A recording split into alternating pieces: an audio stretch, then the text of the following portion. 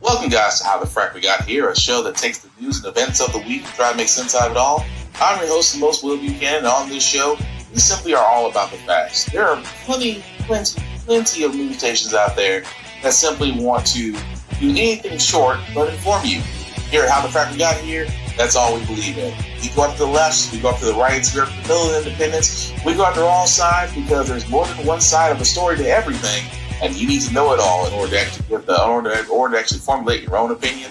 And that's what we try to do here at How the Frack We Got Here. Thanks for listening, and hold on. It's going to be fun. Mr. President, this is your prize. This is your Peace Prize. There is also a beautiful medal for you that you can wear everywhere you want to go.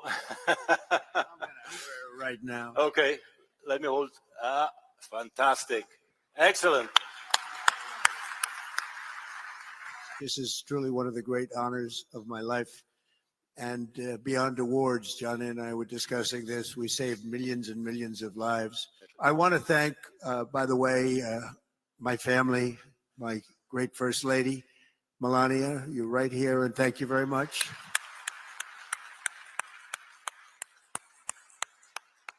And I think you're going to have an event the likes of which maybe the world has never seen. Based on the enthusiasm that I've seen, I have never seen anything like it. We've had a tremendous working relationship with Canada. We have our Prime Minister of Canada there, and we have our President of Mexico. And we've worked closely with those two countries, and the coordination and friendship and relationship has been outstanding. And I want to thank you both very much, and your countries very much. The world is a safer place now. The United States 1 year ago was not doing too well. And now I have to say we're the hottest country anywhere in the world, and we're going to keep it that way. Thank you all. Thank you. Have a great time. And Johnny, a tremendous honor. Thank you. Oh, kill me now. Oh, Jesus Christ. You know what kills me out of all this, ladies and gentlemen? That FIFA, literally the number one name when it comes to European football, or just football in general, when it comes to the world, the most recognizable name. And you guys gave Taco a peace trophy to where he literally and figuratively acts like a 5-year-old that just got a toy for his birthday, takes the medal out, puts it on, and it's just so proud. He's so proud. And I'm just like, this is by far the fakest for a peace prize. And look at the award. The award looks like something that was crafted out of somebody that watched too much Hellraiser. I'm just saying, because Jesus Christ, that's not peace. That is you saying, sir, this is what you're doing to the world right now, dragging us basically to hell. Anyway, welcome, guys, to How the Frack We Got Here. Today's date, I almost said July, December 10th, 2025. As we usually do on this show, we do give you all the news that you can use, that you can make sense of it all. We do pride ourselves on being a news podcast. What does that mean? That means we only cite from sources with reputable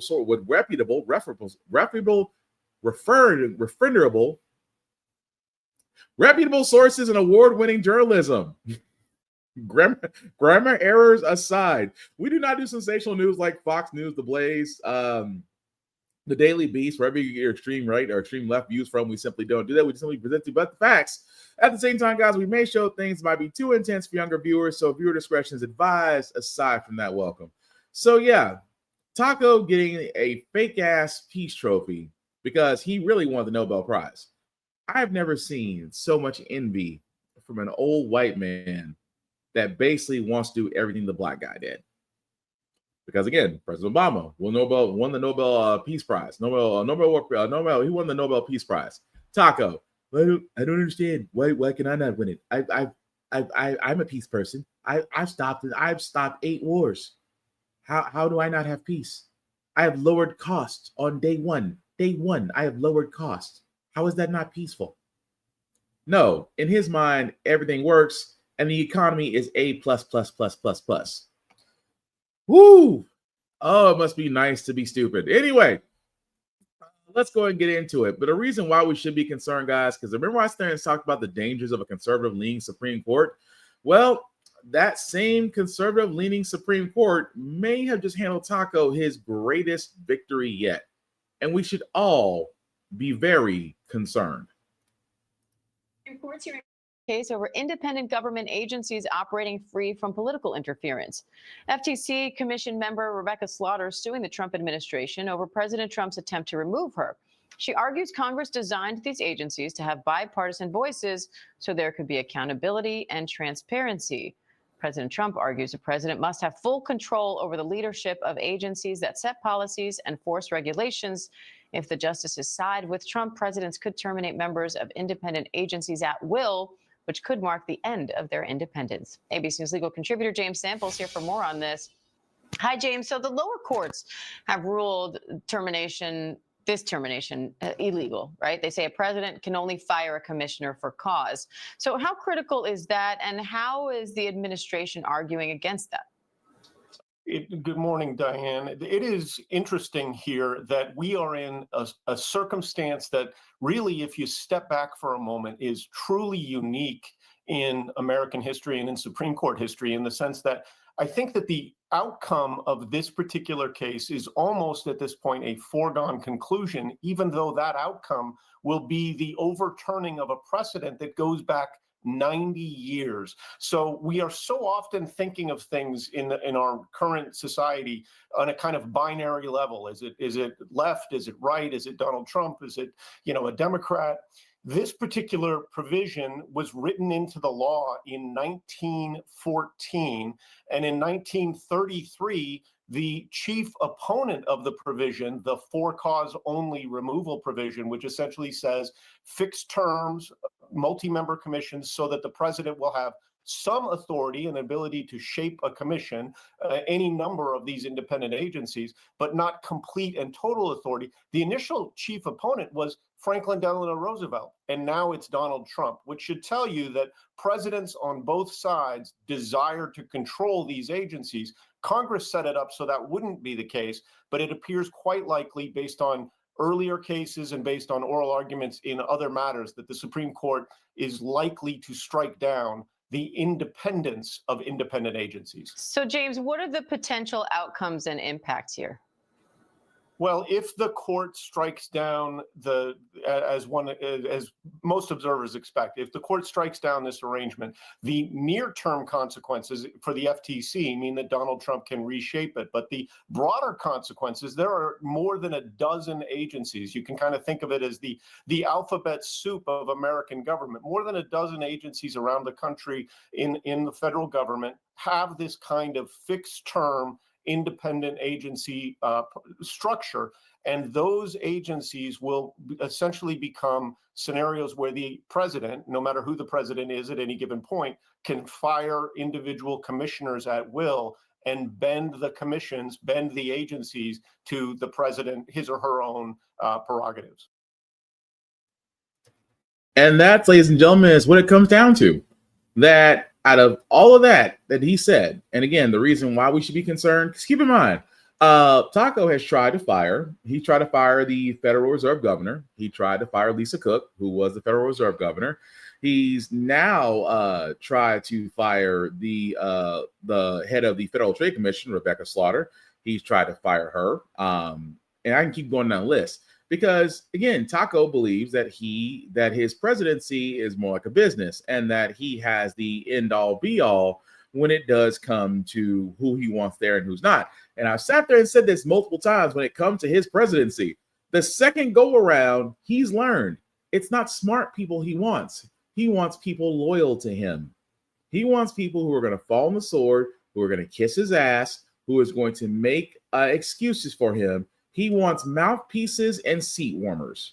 That's his entire administration, dude, in a nutshell. So, yes, he wants the ability to go into the independent, because, again, the FTC is independent. The FCC is independent. They've always been independent of political parties because that's how they're designed to function. They do not serve either political party. They serve the people as a whole.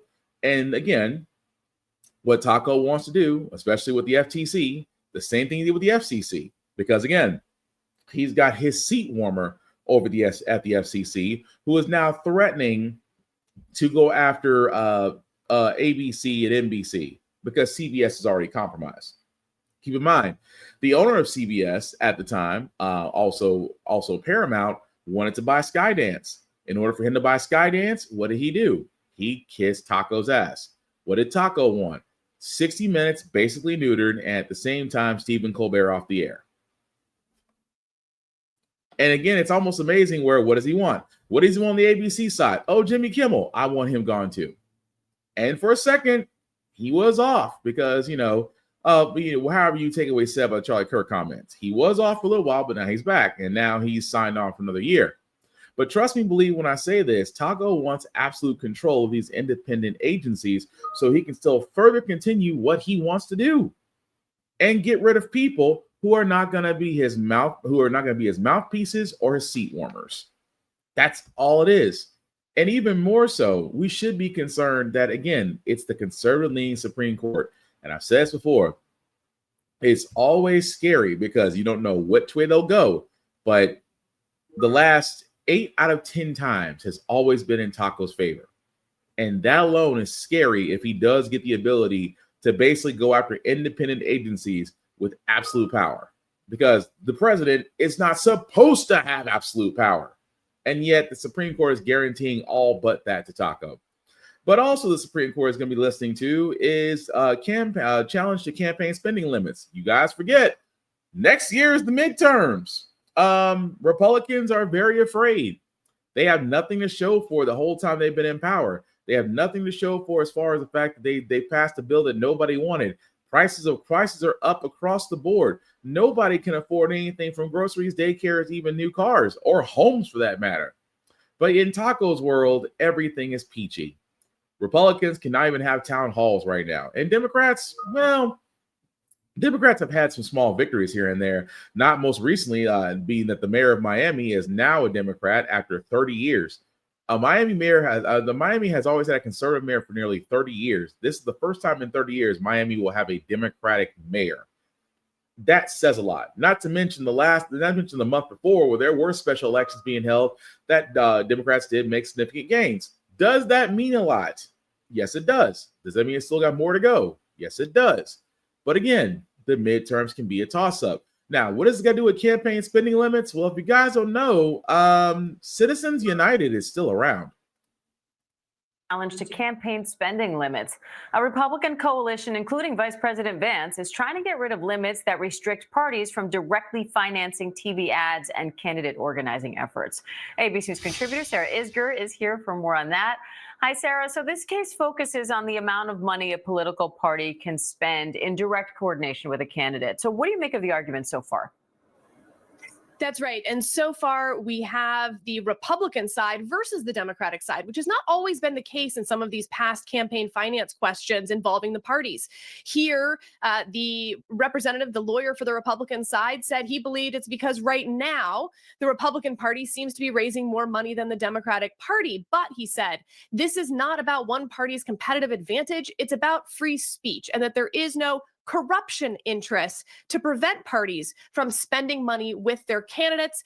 Some of the justices, like Justice Kagan, pushing back and saying there's a big difference between being able to give $4,000 to a party versus what we've seen from Joe Biden to Donald Trump of individual donors giving $500,000 with all of these party committees combined. The Trump administration isn't enforcing those spending limits. So how much would change if the court does away with them? That's a good question. Now, you say that they're not enforcing them. That's because the Federal Election Commission has not had a quorum in many years at this point. But someone who violated those campaign laws would still have broken the law. So a future administration, a future Department of Justice could still prosecute them. So individual donors, individual parties are still abiding by those laws and those coordination limits. Now, the coordination issue is a little different. This isn't about how much money a donor can give to the party. This is about how much that party can talk to its candidates. Right now, for most of that money, they are not allowed to talk to the candidates about their message, about when ads are going, where ads are going. It has to be totally separate. And what they're asking for here is to remove that barrier so that they and the candidates can work hand in hand on those messages, policies, polling, where to run ads, things like that. Meanwhile, the Supreme Court appears likely to expand presidential power by allowing President Trump to remove a federal trade commissioner. So we'll stop it there because it basically goes into the previous story that we're just at. So long story short, money is not going to go away. And I've said before, and I'll say again, money in politics, especially when it comes to lobbying, should honestly be forbidden. It should be a felony. It should be outlawed. I think the Citizens United should be overturned because, allowing unlimited amounts of money into campaigns for potential politicians going in certain offices just muddies the water. Because if you've got a crap load of money, you can easily be heard over people that don't have it. And that's what happened. Millionaires, billionaires, and probably close to trillionaires have all been able to hobnob with representatives and senators and, potential future political stars. And they sat there and said, hey, we will give you this, but we want this done versus the will of the people. And that's why Citizens United is so dangerous. That's why money lobbying in Congress is so dangerous. Because, again, people always feel like, well, my situation is not going to get heard until they want my vote. Right, because they can't buy your vote. Politicians can't buy your vote. That's what millionaires and billionaires have been doing. Basically making sure that their interests are covered through these political campaigns and PACs. The thing about this is, and again, if the Supreme Court does rule on this, it's a scary thought because the little floodgates that we have in place will be wide freaking open. And it just makes things worse and it just muddies the waters. But this is why I keep saying the entire time, folks, that when it comes to certain candidacies, it depends. Look at who is donating to their campaigns, look at who they're sponsoring, look at their views, everything else, because it will tell you everything. That's why Mayor-elect Madani, yeah, for all intents and purposes, is all crowdsourcing. I will give that man credit for when he does eventually get sworn in as mayor. But he is one in a million. And the thing about it is, as long as money is flowing into politics untethered when it should not be flowing in there at all, I fear that argument will never go away.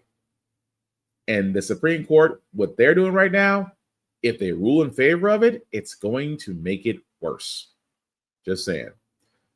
But moving right along, guys, I had to get to this as well because Taco is basically pulling, well, I'm not gonna say history repeats itself, but yeah, history repeats itself.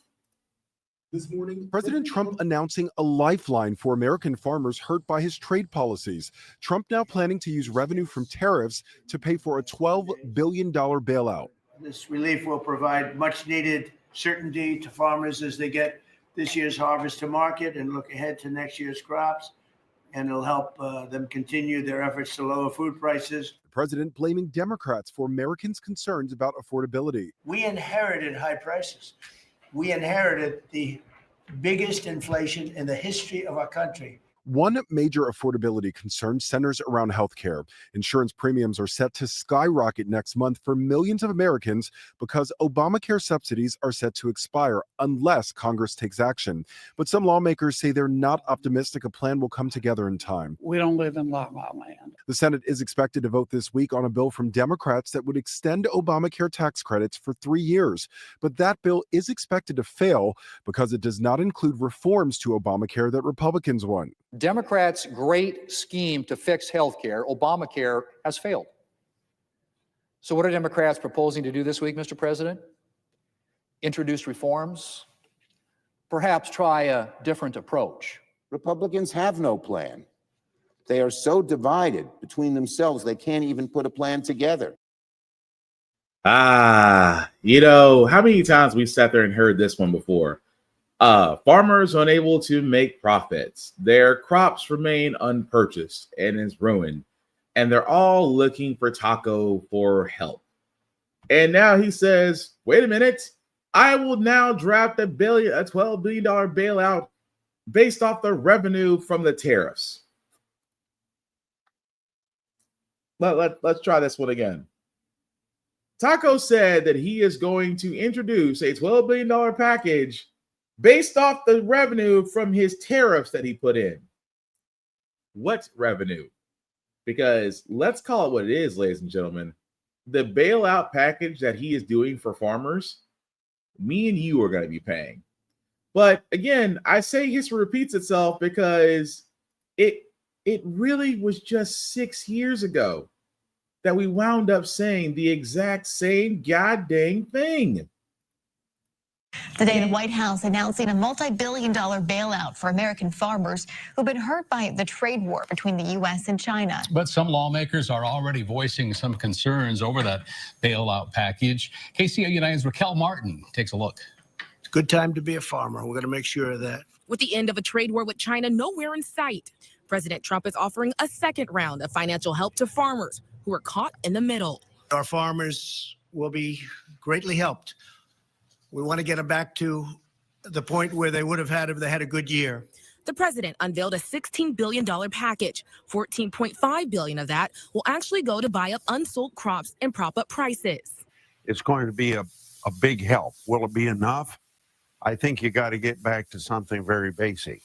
Any sort of aid will be helpful. Iowa Republican Senator Chuck Grassley says the money should help ease the pain, something he says will give President Trump more time to negotiate a better trade deal with Beijing. Farmers, just like most Americans, have had enough with China. But not everyone is applauding the announcement. The National Farmers Union, representing roughly 200,000 farmers and ranchers, says the plan is, quote, a short-term fix to a long-term problem that fails to bring adequate relief. It's not enough. Our farmers are hurting significantly. Illinois Democrat Senator Tammy Duckworth calls the package a political ploy. Stop using our farmers and our economy as a political tool for your re-election campaign. The U.S. Department of Agriculture says it will begin distributing aid to farmers in July.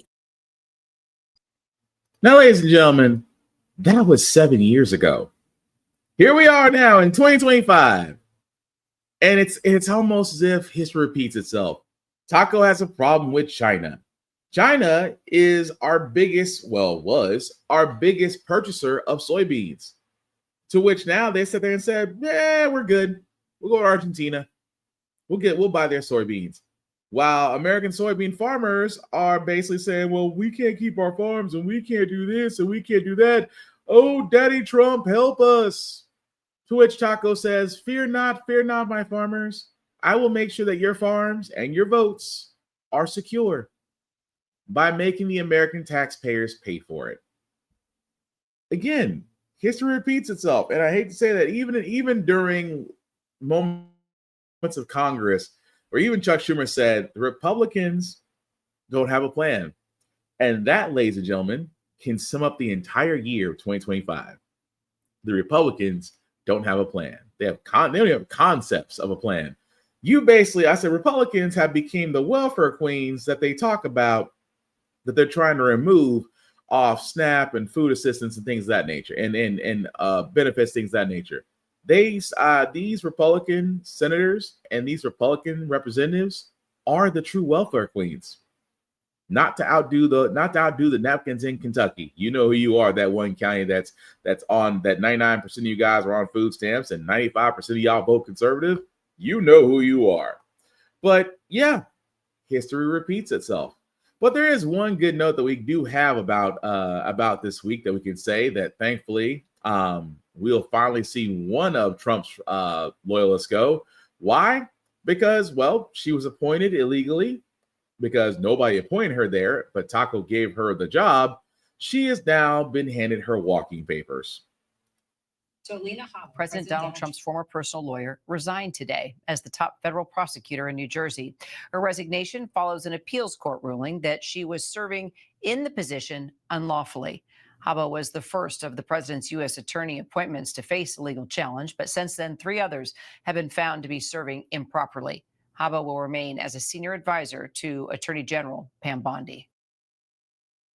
So, yeah, goodbye, farewell. Afida saying good night, because number one, she was never appointed. Much like Elon Musk and his Department of Government Efficiency, she was never appointed. So it's amazing how immediately she was given the job of U.S. Attorney from New Jersey, and she wasn't voted for it. So yes, after a long-standing battle, which thankfully they sat there and said, Heffa, you can go. Alina Baba can go, unfortunately, but she is still somehow special counsel.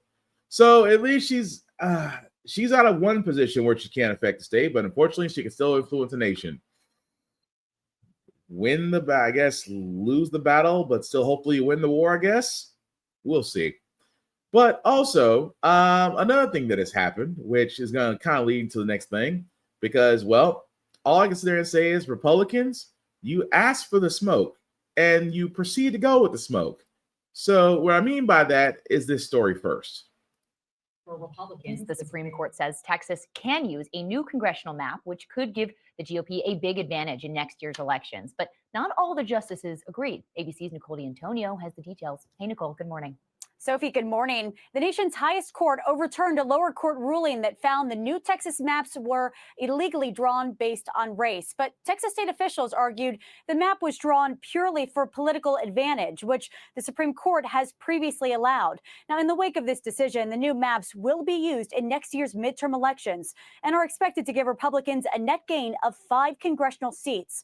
The court's 3 liberal justices dissented, Justice Kagan writing, "The court's order disserves the millions of Texans whom the district court found were assigned to their new districts based on their race." But the majority insisted the lower court had improperly inserted itself into an active primary campaign, upsetting the delicate federal-state balance in elections. Texas Governor Greg Abbott says the new maps better represent Texas voters and their Republican majority, and this decision means that other states will rush to redraw their own maps. Now, California has already voted to redraw its map to favor Democrats and offset those losses. So, yeah, for all those that have been under a rock, what actually happened is, and we covered this about 2 months ago, where Texas has decided, we want to redraw our districts because we want to include more Republican seats, because Taco basically called the governor and said, I want 4 more Republican seats in Texas, and redrawing the districts basically allowed him to do that. Now, of course, this led to a court battle to where, again, it was shot down.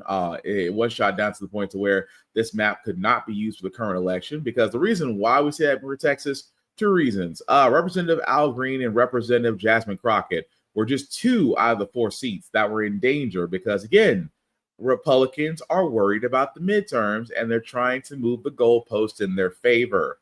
So, long story short, this goes back to a conservative-leaning Supreme Court. And what happens in a conservative-leaning Supreme Court, as I've said before at the beginning of this podcast, 8 out of 10 times, they basically bend the freaking knee. So, with that ruling that they gave that, Texas can use their new maps, Jasmine Crockett, unfortunately, does lose her seat. Representative Al Green, he loses his seat along with 2 others. But this does not stop California, which has already decided to go ahead and redraw its districts to actually gain more Democratic seats, while Republicans lose more seats. To which, of course, Republicans complain, but hey, you guys got to do it, so why not us? So that left one of the most recognizable figures in the Democratic Party, Jasmine Crockett, nothing but one other choice, since her seat in her office would now be dissolved. Jasmine Crockett is now running for Senate. How about this new one they have? Their new star, Crockett. How about her? She's the new star of the Democrat Party, Jasmine Crockett. They're in big trouble. But you have this woman, Crockett. She's a very low IQ person. I watched her speak the other day. She's definitely a low IQ person. Crockett. Oh, man. She's a very low IQ person. Somebody said the other day she's one of the leaders of the party. I said, you got to be kidding.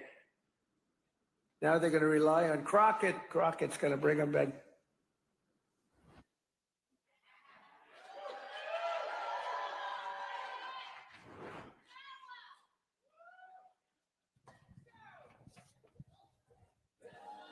All's my life I has to fight.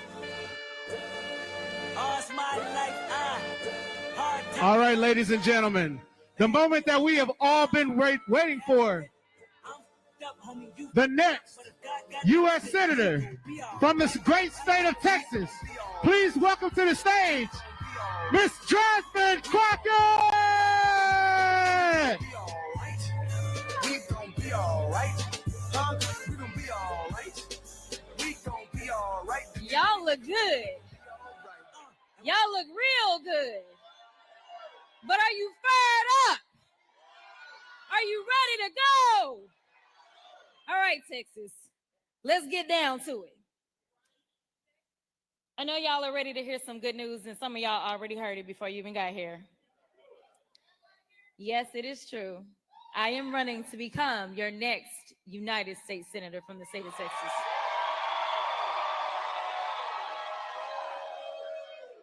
I honestly can't put into words what it means to me.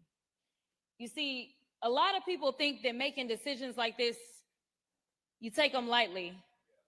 I'm here to tell you that I understand that there's a responsibility.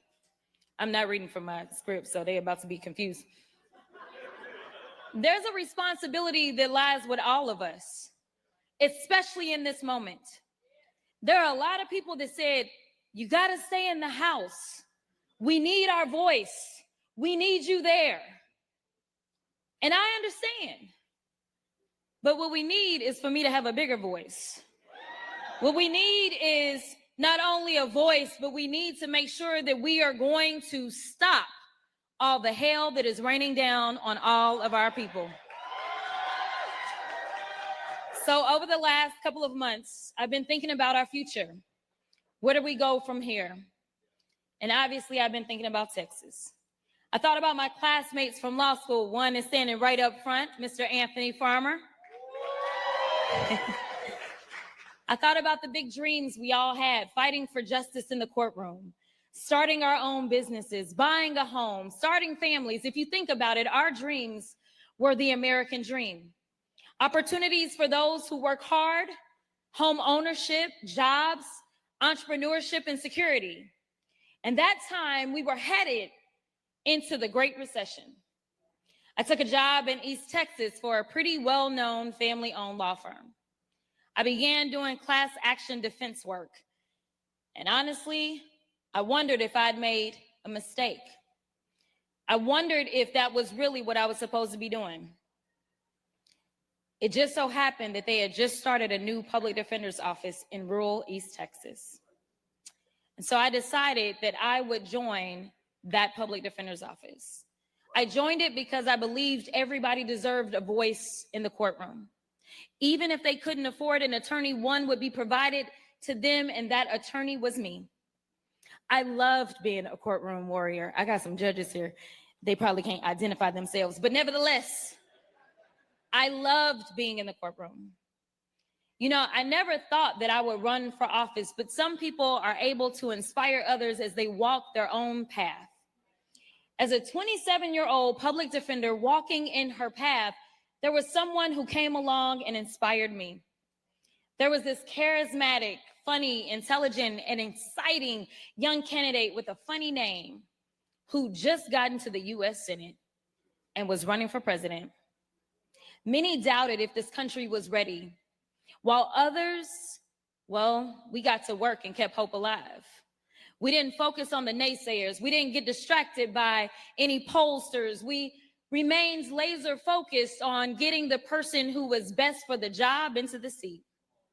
We didn't let history diminish our hope in what was possible.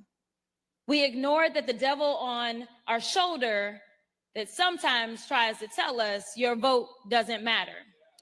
The country's not ready. He can't win. And responded with that timeless American creed. Yes, we can. Yes, I'm talking about President Barack Obama. How many no's do you think he heard before he got a yes? No, you can't win. No, the country's not ready for a Black president. No, a Black man can't get elected. No, your middle name is Hussein. No, you can't beat the Clinton machine. But every time they told him no, he looked them right in the eyes and he told them yes. He said, yes, we can. Yes, we can deliver on health care. Yes, we can enshrine equal rights. Yes, we can bring jobs back to America, create opportunities for all. And yes, we can save the economy after a Republican president sends it into the gutter. People ran lies, rumors, and tried to poke holes in everything about Obama, from his faith to his heritage. Falsehoods about his daddy, mistruths about his mama. There was even a question about his birth certificate. But he didn't let any of that get in his way. He worked and worked and worked to inspire and instill a sense of hope. And man, do I remember. I remember hoping. Now, I don't know if I really believed, but I knew that we had to try. I knew that we had the power. He turned those no, you can'ts into yes, we cans. Yes, we deserve better. Yes, we will dig deep. Yes, we can. Back then, as the housing bubble burst and the economy crashed, I saw everyone around me struggling. I saw a system that ignored them and legal system that failed them. Then I remembered Obama's words: change will not come if we wait for some other person or some other time. We are the ones we've been waiting for. We are the change that we seek. So many of you don't know, but I was 28 by now. And I decided that I was going to run to become the Bowie County Democratic Party chair. I was elected as the youngest Black Democratic Party chair in the history of Texas. Later, I moved to Dallas, and frustrated by the broken laws on our books, I ran for the Texas House of Representatives to be that agent of change. I took on the establishment, ran against an incumbent, and there were folks in my ear, that devil on my shoulder, that said I could not win. I was being outspent 5-1. And even those that said I had to be less of myself, I tuned that noise out. And even though I was outspent, I was never outworked. When I look across this room, I see folks who knocked on doors for me back then in 2020. I see people who believed in me before any viral moments. I see people who believed that I could and would be different. I see the people that locked arms with me. Some of those elected officials that went out on a limb and endorsed me when nobody else would. You see, I didn't get anywhere on my own. Every step of the way has been with you. The people who have fueled this fire. You've chipped in your hard-earned money. Hey, donors, because I see some of y'all too. You put in the sweat equity under the hot Texas sun, knocking on doors, putting out signs. You've driven your neighbors to the polls, dragged your coworkers to go vote. You're the ones who walk your precincts, register thousands of voters, and you're the ones who flip seats across the state at every level. When Texas turns blue, it won't be because of any one candidate, but because of each and every one of you doing your part. Turning Texas blue is what I want to talk to y'all about today. Now, there are those that say, ain't no way, we done tried it 50 kinds of ways. Let me be clear, y'all ain't never tried it the JC way. We used to telling us what I can't do, but they have no idea what Crockett's crew will do. And so I just want to be clear for all the haters in the back. Listen up real loud. We gonna get this thing done.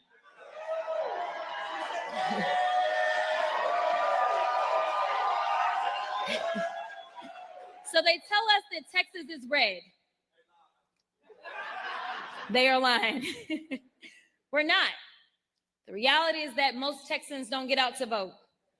The reality is that the people that I used to work with in the Texas House did everything that they could to make sure that they could suppress voices.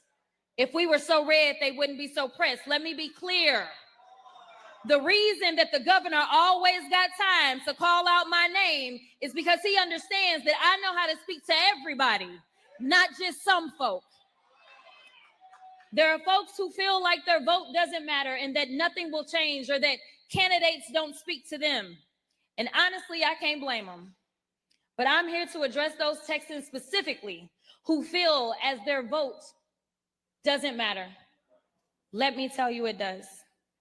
Earlier, I talked about my first race for state representative, and I talked about the fact that I was outspent 5-1. They had the money, but I had the people.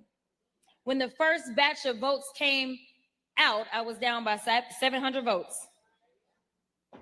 I told my team it was over. Carmen, who's right up front, rushes down and says, "No, we about to go to elections." I said, "Y'all, it's over. We've been voting for 3 weeks and we down by 700. We ain't coming back." Around 10 o'clock, somehow somebody said, "Rep, you only down." Well, I wasn't rep then. "You only down by 50 votes." I said, "Oh, we getting good. We getting good." I said, "Now y'all tell me what's still out. Is anything out? Are we done?" Because it was getting late. And they said, "MLK is still out." I said, "Oh." I said, if anybody came through for me, it was going to be MLK. And when I tell y'all, when the votes were counted, I had won by 90 votes.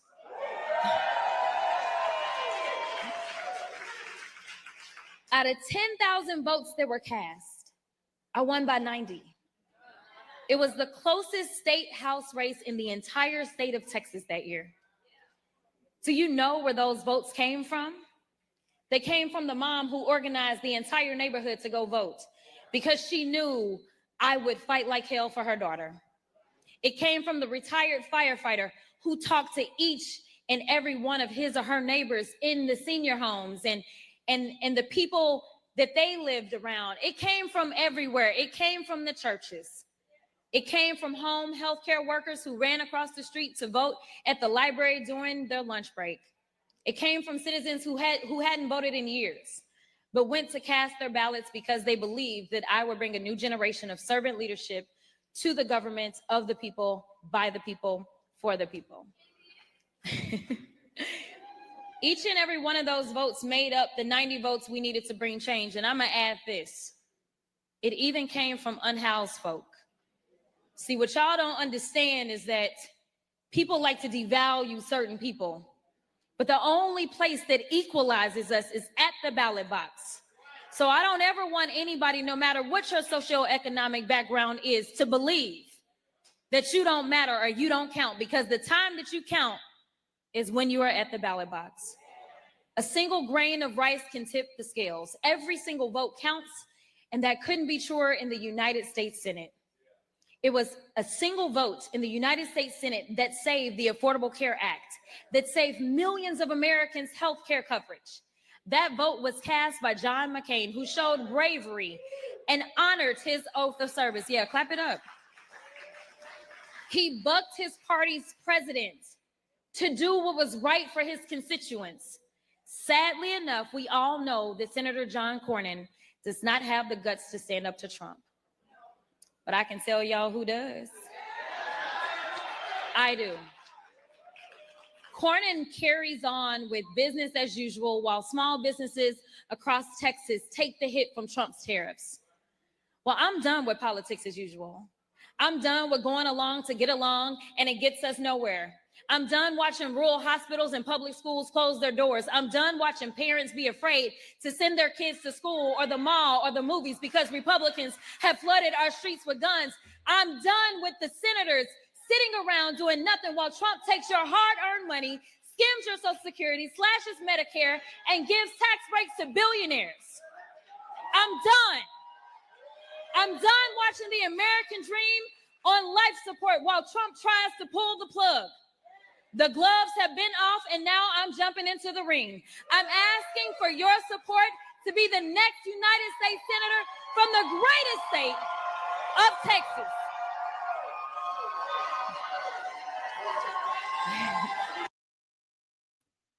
And as much as I would love to watch it, we got to cut it off right there. But yes, this is the consequences. And yes, Jasmine Crockett is running to be the next senator of Texas. I am all for it. However, I will say this: just like the title of this podcast, this time vote for the black woman. We've seen what happens when you vote for the white idiot. Try vote for the black woman for once. It might be a difference. But again, this is why I say these are consequences, guys. Just because of the fact of the Republicans are trying to move the goalposts, I am happy to sit there and say, well, some Democrats have some spines, showing some backbone, saying, hey, we cannot expect the current moderate centrist Dems to do our job for us. And I have said there said me on this. I have said there said many times podcast. I will say it again. If Democrats want any shot at the midterms, let the women lead and be progressive. Because I know you say that. Well, why do women have to lead? Because that's progressive. And it's not like women leaders don't do bad. More countries have figured out that having a woman as prime minister or as president or in any type of administrative presidential like role, countries have thrived. The president of New Zealand is a woman. That should tell you right there. The British prime minister at one time was a woman, and they did and the country did exceptionally well under them. Yet, I really want people to be honest with yourselves. Is the fact that you cannot handle the fact that if a woman did run and become Madam President, that you simply can't follow her because she's a woman? I mean, be honest with yourselves, because that's what I want you to do. Because it is amazing that in the last presidential election, we had a VP who's been a VP, who's been a senator, who is more than qualified to could have been president. And yet you chose the celebrity apprentice felon who is pretty much a pedo, and you chose him over her. This time, vote for the black woman. Next year's midterms are going to be very, very freaking interesting. But speaking of interesting, and I should say this is also a waste of time, much like James Comey's case was thrown out because, well, the DOJ didn't have a case. Letitia James, same way.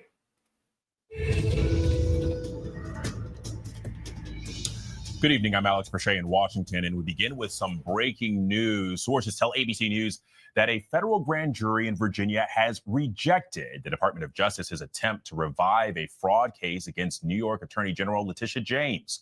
Sources also say that federal prosecutors failed to convince a majority of grand jurors to approve charges that James misled a bank for favorable terms on a home mortgage. ABC News previously reported that prosecutors who investigated James for possible mortgage fraud found evidence that appeared to undercut some of the allegations in her September indictment.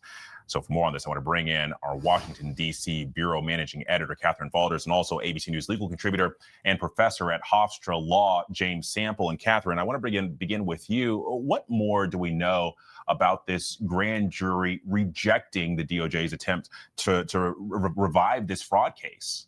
So remember, it was just days ago that a judge threw out the charges against New York Attorney General Letitia James because the judge found that the U.S. attorney there, Lindsay Halligan, Trump's former defense attorney, now U.S. attorney, that the judge found that her appointment to be U.S. attorney was invalid. So the cases were thrown out, both of Tish James and former FBI Director James Comey. Now, we knew from sources that prosecutors would try and indict the case again. We do know that it wasn't Lindsay Halligan, the U.S. attorney, who presented the charges again. It was another person who was working on the case to potentially, obviously, make the charges valid if they were to be charged and if the grand jury were to return an indictment. So we know that down in Norfolk, Virginia, a grand jury met today and received a presentment of charges related to bank fraud. So those similar charges that we know were thrown out, and that the grand jury declined to return the indictment. So they voted essentially no on the charges. We don't know what that vote is, but it definitely is a blow to the Justice Department as they continue to attempt to prosecute people who Trump has said or perceived to be his political enemies. So that's at least what we know so far. Now, that does not mean, Alex, that they won't attempt to try and re-indict again. Will they go to a grand jury again? Will they go to another grand jury in the Eastern District of Virginia? This was in Norfolk. There's another one in Alexandria. All these things are still on the table from sources that I'm talking to. But what we know right now is that federal prosecutors tried to get an indictment returned, tried to bring these charges again, and were unsuccessful. So, long story short, there was no case. Just like former director James Comey, there was no case. Why? Because Taco did not like the fact that his so-called political people use offices to go after him. So what does he think he's doing? He basically told his lapdog, AG Pam Bondi, that these people need to be investigated. So what happened? They did an indictment on former FBI Director James Comey. They did an indictment on New York Attorney General Letitia James. And both cases were thrown out for lack of evidence. Keep that in mind, folks. Lack of evidence. Even all the more reason why I keep saying these cases are going to get thrown out. Because Letitia James covered her P's and Q's. When she nailed Trump to the wall for basically his mortgage fraud, she did not, there was no P's and Q's missed. She got him for everything. It's amazing that he tried to go after her for mortgage fraud. I'm like, sir, you were convicted of mortgage fraud. Wouldn't that kind of make you an expert and also a felon? At the same time, she did nothing wrong. Hence why you don't hear a lot from Federal Reserve Governor Lisa Cook. Her mortgage fraud case that he's trying to bring up, she did nothing wrong. I expect that case to be thrown out. And James Comey, what did he say? Exactly nothing. Nothing incriminating. So all these cases are a waste of time. And I say this because this isn't the first time Taco has done this. He's done this to Fulton County prosecutor Fannie Willis. Because Fannie Willis, for all those that don't remember, she was the prosecutor for the Fulton County in Georgia election interference case that Taco was a part of, and that was bound to happen because Taco at that point called the Georgia Secretary of State and said, I need you to find 11,580 votes because I need you to overturn Georgia. Yet I don't know how that call wasn't just a shining bullet to his conviction. I'll never understand it. But we all remember Taco whined and cried that this election interference case would mess with his campaign when he was a private citizen, not a president. And the case got pushed back and pushed back and pushed back. And then they tried to insinuate that Willis had an improper affair. That became a case of their own to have her removed. Didn't work out. Her lead prosecutor left the case. And then Taco unfortunately became president. And just like that, all of his cases went bye-bye. DA Fannie Willis found herself removed as prosecutor. She tried to appeal and failed. A new prosecutor was just installed. A new prosecutor for that case was just installed a little over 2 weeks ago, and they dropped the case. Why? More than likely, that was the price of the reason why they became the prosecutor for that county. You can become the prosecutor of Fulton County. That case needs to disappear. Along with some BS excuse that we can't go after a president. He's doing this. He tried. And I almost said he's doing. Trump is trying to do the same thing with Letitia. He's trying to do the same thing with Letitia James. He's trying to do the same thing with James Comey. He is trying to basically pull the same playbook that he did on Fannie Willis, except it wouldn't work.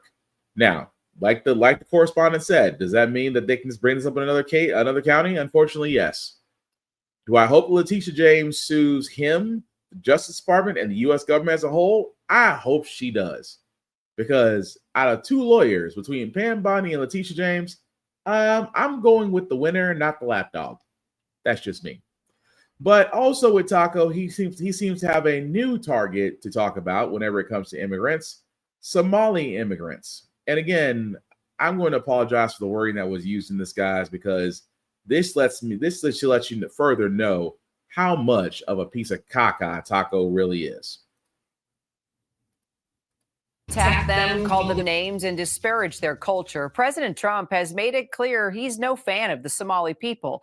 And he says he just doesn't care if you think his views are not PC.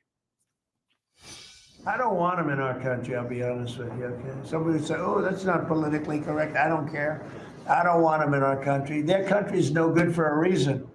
Their country stinks, and we don't want them in our country. I could say that about other countries too.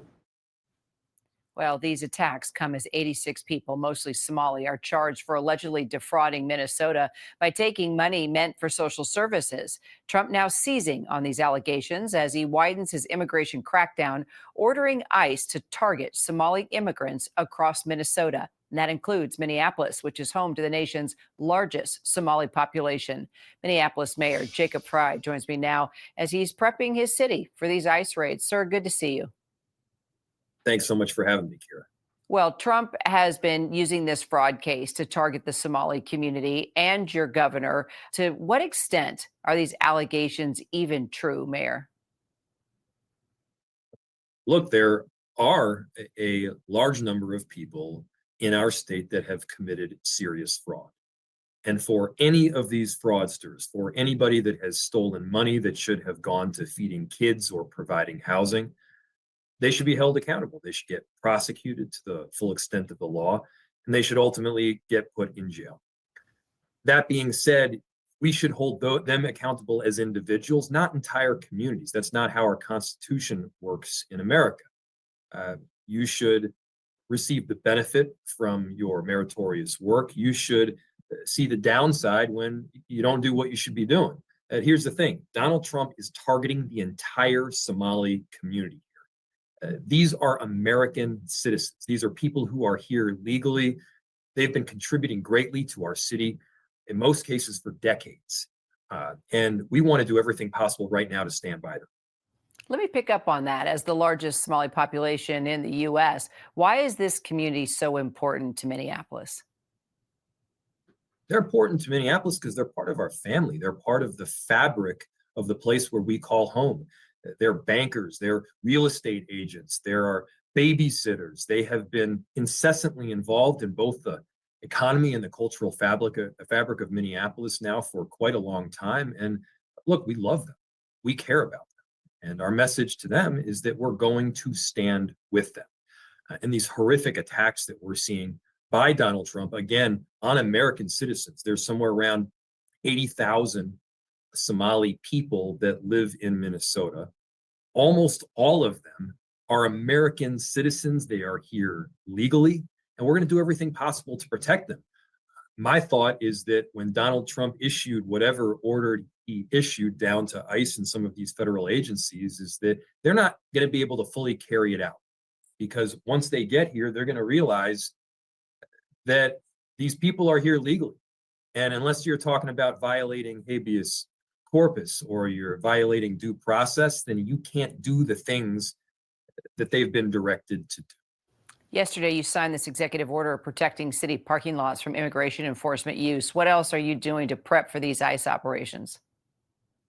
We're prepping every single day with a number of different jurisdictions to make sure that we're doing everything possible to help. First, we've got a Know Your Rights campaign, letting people know that they do not need to answer questions. They're able to stay silent, and they should be able to speak with an attorney. Second, we're making sure that people know that they don't need to open the door unless federal agents have a warrant.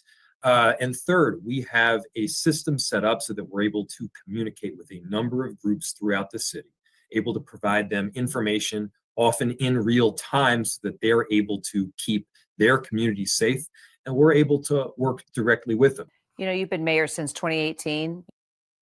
So we'll stop it right there, just because, again, Taco always has to find somebody of people will call her to mess with. And even more so, we'll sit there and say, well, I don't care how you feel. That's just the way I feel. I just want to bring up some greatest hits before I get to the consequence of this, because I've said it once and I've said it again on this show. White people, especially degenerate white folks, I call them napkins, but they love Taco because he says and does things without consequence or accountability.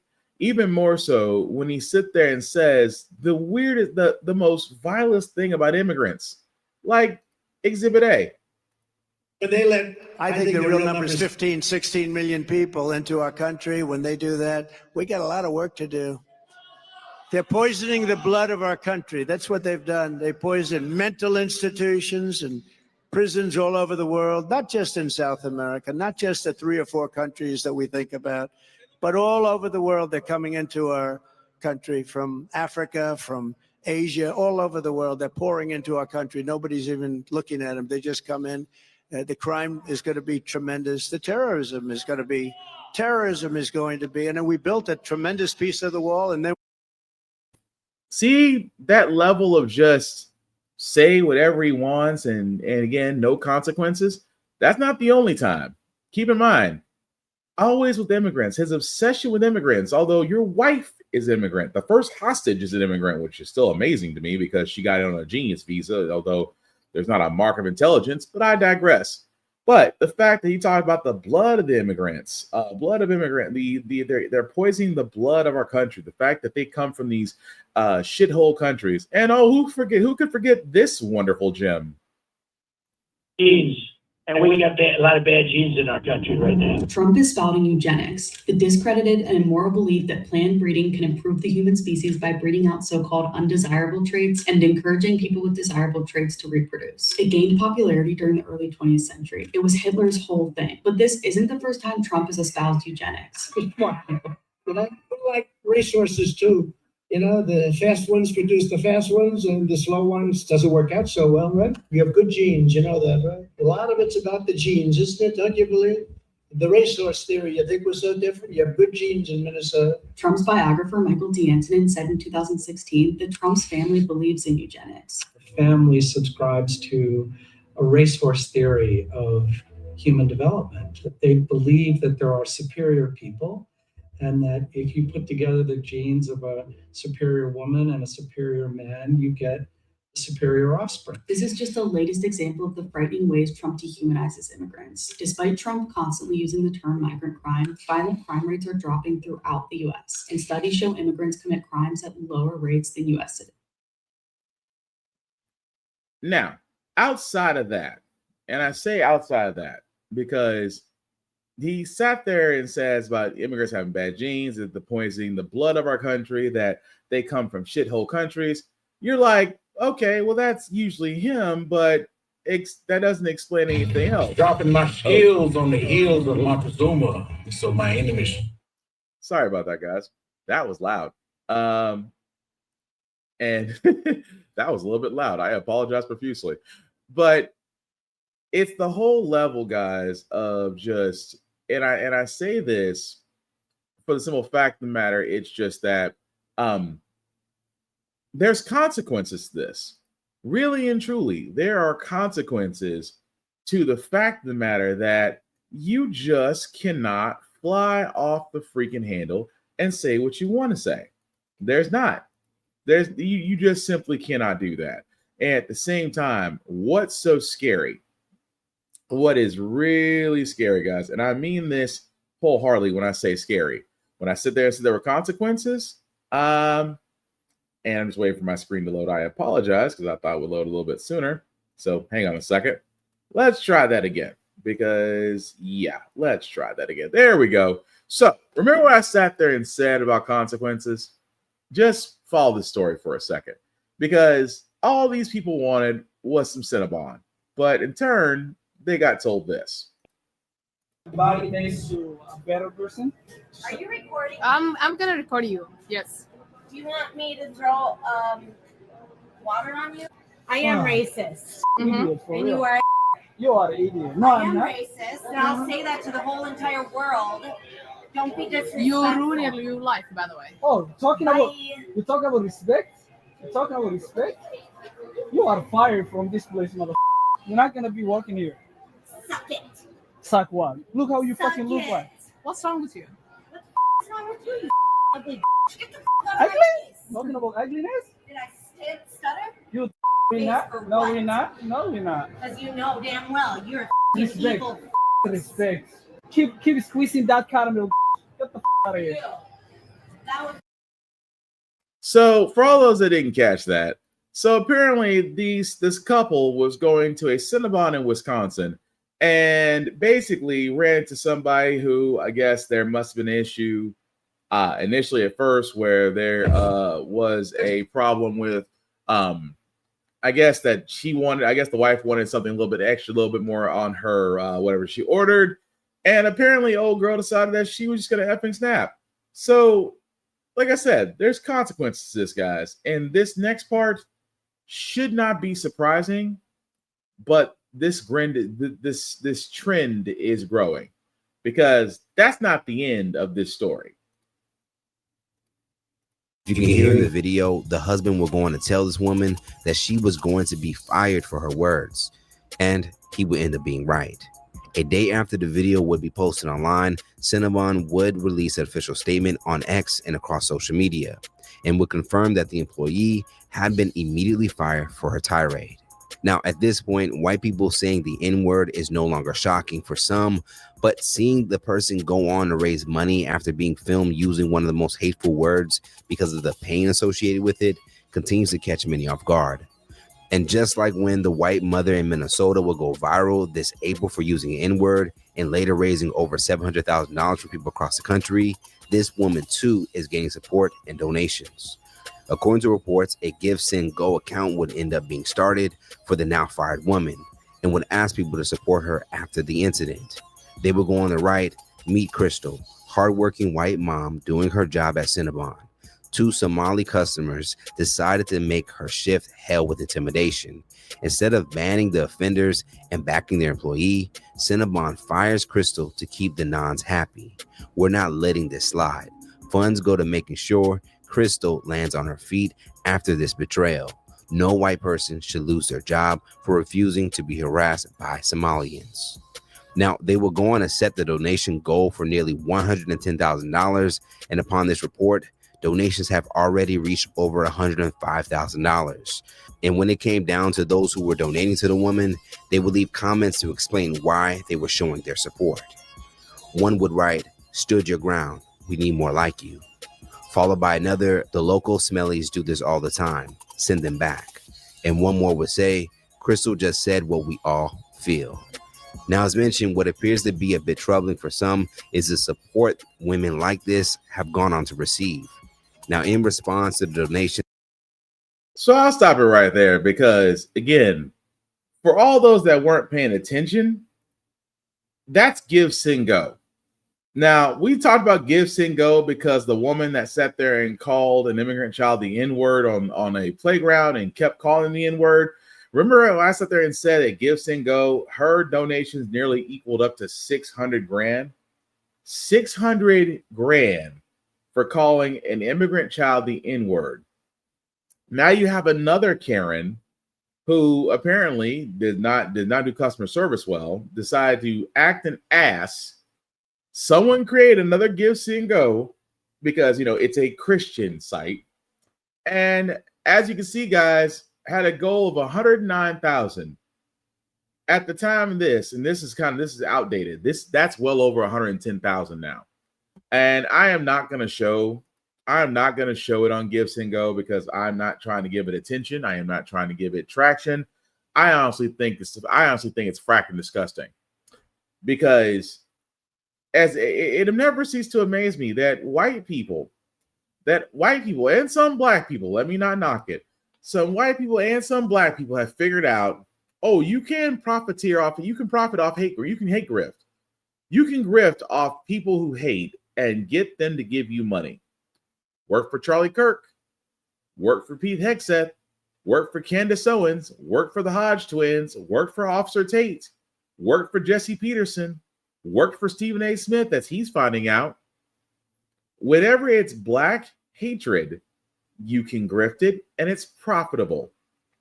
And now that Karen from the Cinnabon Karen could possibly walk away with over $100,000 and social media fame.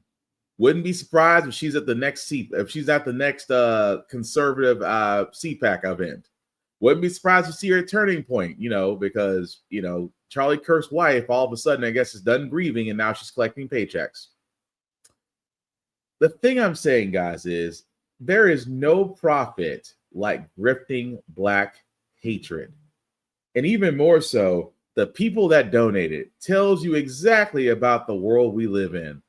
It tells you about the world we live in, that they sit there and say, oh, well, those smellies do this all the time. Those are the people I talk about. And Give, Sing, Go. Let me tell you something about you, Give, Sing, Go, for you to be a Christian profiting, a Christian Kickstarter or GoFundMe. Y'all are full of shit. You see people giving in hatred and you don't stop it. Well, we try to be open and anybody can do. I said, no, it's stupid. This is the second time that a racist prick, a racist, bigotous prick has gotten a nice 5-figure payday because of this. And people will egg this on. And again, you know what this is to me? This is almost like streamer mentality. We talked about this on Blurred's Eye View, where these streamers that have created such things, you've created this monster that you have profited on. This monster that has changed your life financially with endorsements, things of that nature, monetization. You created that monster that you can no longer feed the way you used to. And all you have done is show that, hey, if you are willing to go, if you are willing to show this extreme, do not be surprised that now the monster is basically saying, you used to feed me. It's like Little Shop of Horrors. You created Seymour, and now Seymour's saying, feed me the way you did before. With every drop of blood that you gave, and I still am not, and I am still famished. I am still starving. And now, hate profiteering will never go away. Why? Because if you go viral because you called a person of color or a person of a different ethnic group, and only because, and I always go to the source. The way Taco talks about people, the way Taco talks about immigrants, other white folks feel emboldened and empowered. And I'm going to be honest, I'm one of the ones that's liable to hit you in the mouth because a lot of y'all need to be checked. Because a lot of y'all have no fear of not account. Yeah, a lot of you people out there have no fear of accountability because you see the current administration has no accountability. And I've said it best. Don't let your president get your ass whooped. But speaking of things that don't make any sense, you ever want to see a hate conference in real life and yet at the same time wonder who all will attend it? Unfortunately, in my state of Tennessee, one did exist. I wish I could make this up. Monday, we're getting brand new insight about the guest list for an annual hate conference at a state park right here in Middle Tennessee. And we've now discovered it includes people who have celebrated political violence. Good evening, everyone. I'm Rory Johnston. Carrie is off. The American Renaissance Conference has been coming to the area since 2012, yet not much has been known about the cast of characters who attend. That is until now. News Channel 5 Chief Investigative Reporter Phil Williams was there 3 weeks ago when the conference returned to Montgomery Bell State Park in Dixon County. Phil is with us now, and I know you've been working hard to figure out who you were actually seeing come into that place, right? That's right, which was not something that the conference organizers liked at all. As it turns out, there's probably a good reason. If you are not here to celebrate and lift up love, what are you doing here? Why would you come? Among the changing colors of the season, Here for the conference? What's your last name? visitors came from across the country for a conference where the only color that really matters is white.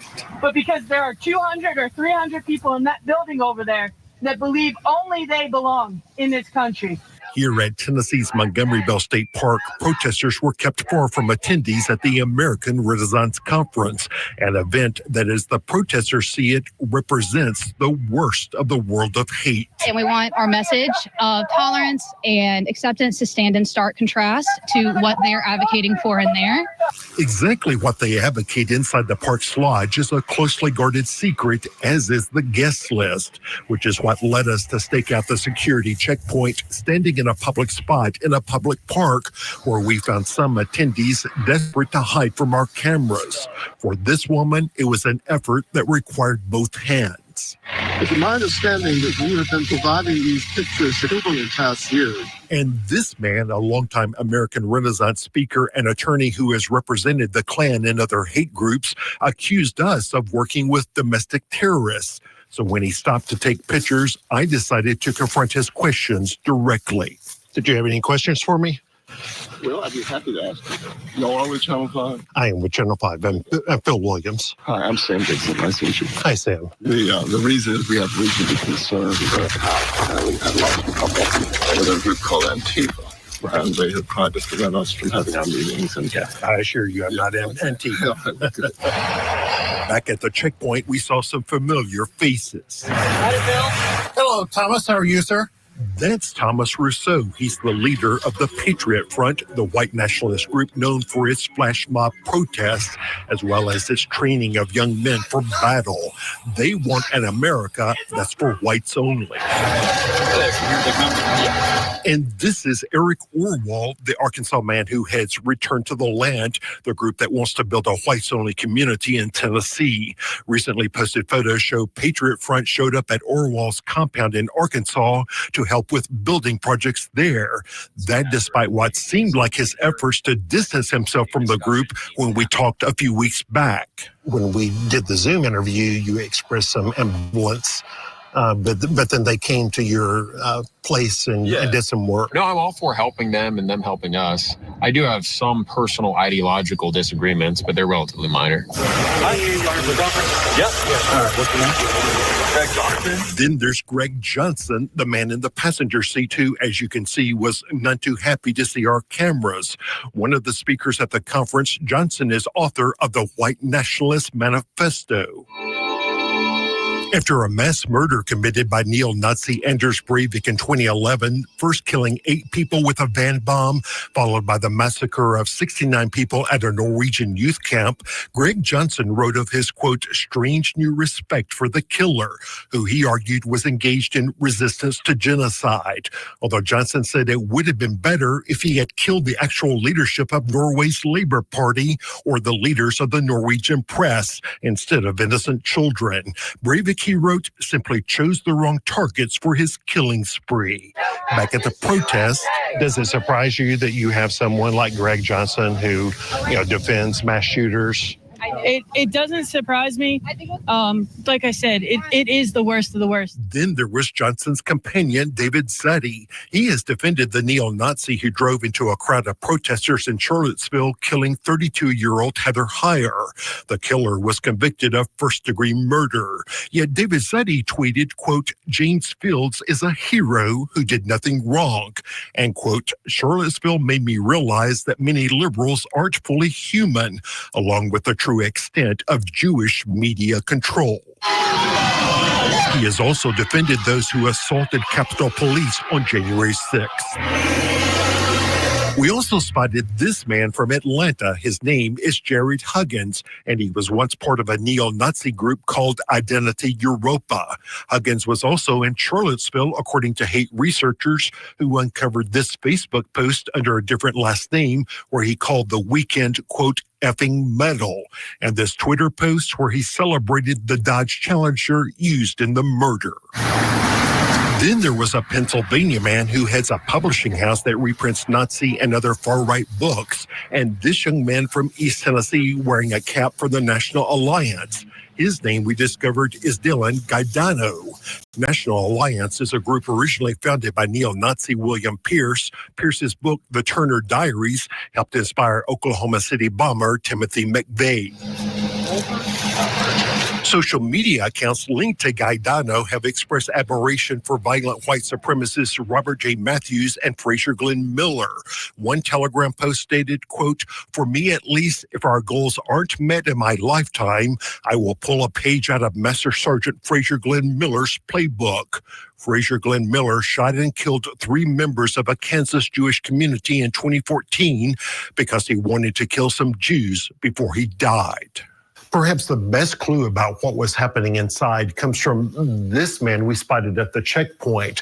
Emil Kazman is a Romanian-born pro-Russian podcaster who was invited to the conference to observe. Right over there, they are videotaping us because somehow we are bad dudes. This was Kazman we spotted outside the lodge. He later described the atmosphere inside the conference as one where it was anti-Semitism that really invigorated the crowd. Yeah, the Jews are in control over there. These kind of things. A lot of people cheered. Oh yeah, like good job, man, telling us the truth. The podcaster said the National Alliance had a table set up where it was selling its materials, but American Renaissance insisted that the Turner Diaries be kept under the table out of public view. Guys, you know what the reason was? These guys are neo-Nazis. These are Nazis. That was the answer. They are Nazis. That's why we don't do it. It's a Nazi book. Mr. Taylor, hi, Phil Williams. That's a far different story from when I first met American Renaissance founder Jerry Taylor a year ago. How about the neo-Nazis? I don't even know a neo-Nazi. But inside the conference this year, he said, well, that, what was his expression? That promotes violence and terrorism. Do you know that? Kazman said Jerry Taylor privately insisted the group's Turner Diaries was a real problem. Who's state? Our state! Who's state? Our state! Which is why these protesters say what happens here inside this state park cannot be ignored. And this group kind of represents the worst of the worst. And I wanted to at least be out here to say that that's not the America that I grew up with. That's not the America that I believe in. So what's crazy about this, and again, that man is the man. If you don't know who he is, especially if you're in Middle Tennessee, that journalist right there, he is definitely always on it. Mr. Phil Williams, I apologize, sir. Again, national standpoint in Middle Tennessee, exceptional journalist. But want to give that man his props. But yeah. Think about that. In hate conference. And this goes back to the fact that we had Nazis downtown in Nashville marching, untouched. Had all the police protection in the world. And I've never understood that.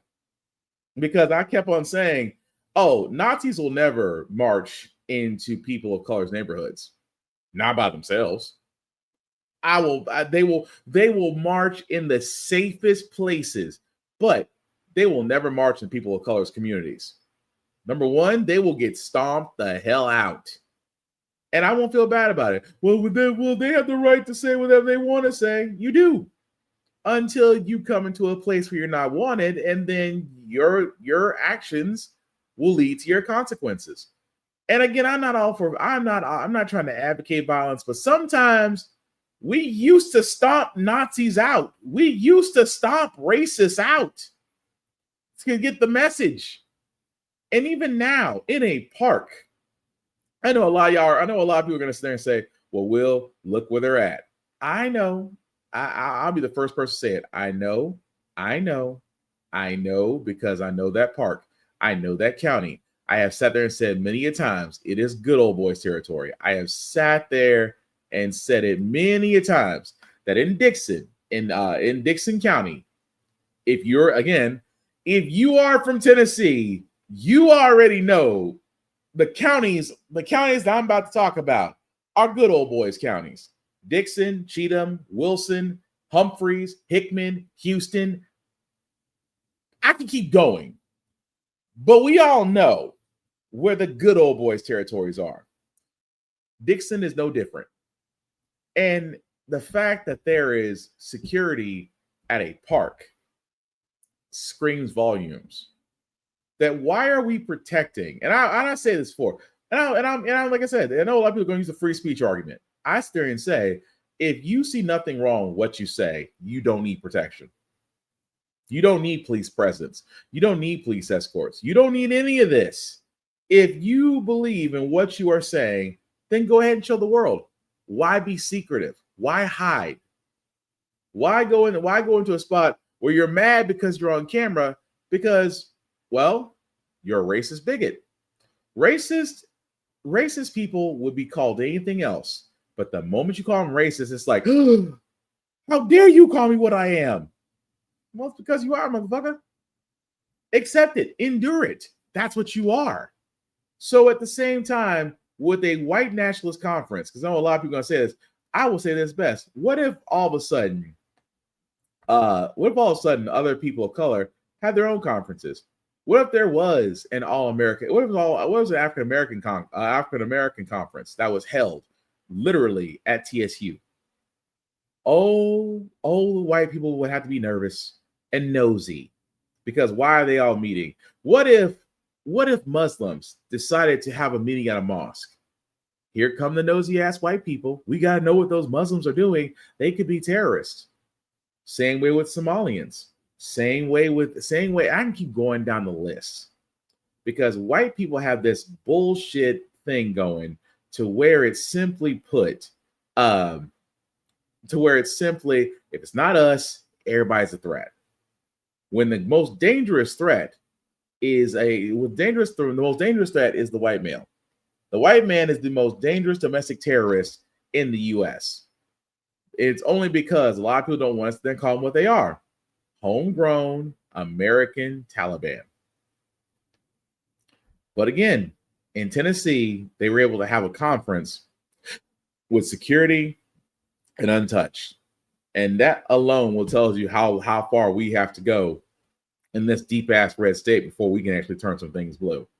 But a few more stories, guys, we'll get to before we get to our feel good segment. Thank you for watching. I know we ran a little bit long because I wanted to give Jasmine Crockett all her shine as she should.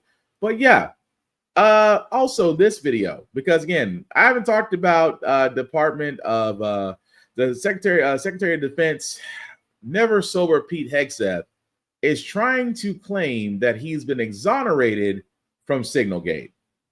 And I wish I could make this. Daryl, a new Pentagon watchdog report finds that Secretary Hegseth risked endangering U.S. troops by relaying this information about that strike in March over the Signal app. It's been referred to as Signalgate.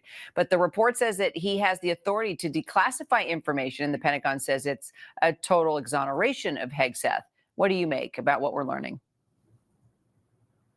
The Secretary of Defense has historically had the ability to declassify, but declassifying is an actual process. And so he didn't go through that process clearly, as demonstrated in the press, as demonstrated by the IG report. So whether he was able to declassify it beforehand, which I think is doubtful, because this was an action that was going to happen over the next several hours. So I think that's specious argument at best. All right, Daryl, Jay, we'll stay on the story, both parts of it. Thanks, guys. Daryl, a new Pentagon watchdog report. Pause, let me beat me to it. So, long story short, guys, is the fact that he's not exonerated. An inspector general sat there and said, yes, this man may have put lives at risk. And because of that, they also sat there and said, well, the Secretary of Defense can also declassify information that may not be mission critical. So, of course, Pete Hegseth and his group, we've been exonerated. No. The Inspector General just sat there and said, yeah, you completely fracked up. But at the same time, you have the ability to declassify information. However, I've never seen any defense secretary give out military information on a chat with others, including his wife. And again, if the winds hold true, maybe Hegseth may be on his way out. Maybe Kash Patel may be on his way out. We can only hope. Also, as if Taco could not be any bigger about himself, he decided that, hey, I'm going to replace myself on a free day that you can go to the national park, but I'm going to remove MLK Day and June 16th and Juneteenth because of it. The National Park Service is switching up its free admission days starting next year. The agency says you will no longer get in free on MLK Day and Juneteenth. The new list for the 2026 year does add a notable new free date. It's June 14th. It is Flag Day and President Trump's birthday. Other new free days include President's Day, Memorial Day, Independence Day, Constitution Day, and Teddy Roosevelt's birthday. The National Park Service also says free entrance on those select dates will only be for U.S. citizens and residents. Neither the Trump administration nor the Park Service have commented publicly on their reasoning behind the changes. Let's bring in historian Manisha Sinha, who works at the University of Connecticut, along with pastor, activist, and author Jamal Bryant. Thank you all for joining us. So Manisha, we'll start with you. Has there ever been another moment in U.S. history where these kinds of federal changes are being made in support of a sitting president? No, there has never been a change in that respect. No sitting president has had their birthday declared as a free day in the park. For instance, that's not a federal holiday. Even Flag Day, on which Trump's birthday falls, is not a federal holiday. So the reasoning behind this change is a little mysterious because it will not benefit most visitors to these parks who. And not to cut her off, because there's nothing else that can be said about this. There's nothing else that can be said. There is no benefit. This is his vanity. This is, you will get in and be recognized on my day, not MLK Day, not Juneteenth, which, by the way, it's still fresh as a recognized federal holiday, even though some companies out there still don't recognize it as a federal holiday. I know, it's some bullshit. But the simple fact of the matter is, he wanted to make this about him. Just like with FIFA and them giving him a fake-ass peace prize, he wanted to make this about him. That is all that there is to it. There is nothing more, nothing less. I want you to get recognized on my birthday by enjoying these parks because I made it possible. He wants admiration. He wants all the attention. This imbecile is nothing more than a man-child trying to make sure that above all else, you give him his flowers involuntarily as much as humanly possible. Even if he's willing to remove a day such as MLK Day as a free day to visit national parks, even removing Juneteenth, both recognized as federal holidays, and he's willing to remove them both if it means his name is in the history book. Because he wants to have his name plastered everywhere because he's a fucking con man who never made it in life. That's all I'm saying. But we're going to move on to our feel-good segment because you know how Frack we got here. We do cover a lot of things that are doom and gloom. Sometimes it makes you your faith in humanity. But hey, today is Wednesday. Tomorrow's Thursday. We leave you guys out some good positive vibrations. And hopefully this next thing will do just that. Because Hugh Jackman, Mr. Music Man himself, multiple musicals, literally the greatest show. I can Les Miserables. I can keep going down the list of everything he's been in. But he decided to basically show up at high school. And again, talent is definitely there. A high school choir, courtesy of the Music Man himself. Rhiannon Alley is here with the story. And boy, I cannot imagine if Hugh Jackman showed up. Especially to your high school, Yeah. right? Yes, Hugh Jackman went to Milwaukee for his new movie, Song Sung Blue, and The Greatest Showman really made the most of it. The Milwaukee High School of the Arts choir was in their classroom when they got a huge surprise. Look at this. I think that's pretty much the reaction any of us would have if Hugh Jackman entered stage right. Look at that. Everyone's shocked, delighted. And that wasn't it. Let's listen now as they serenaded the actor with From Now On from The Greatest Showman, which is, by the way, headed to Broadway.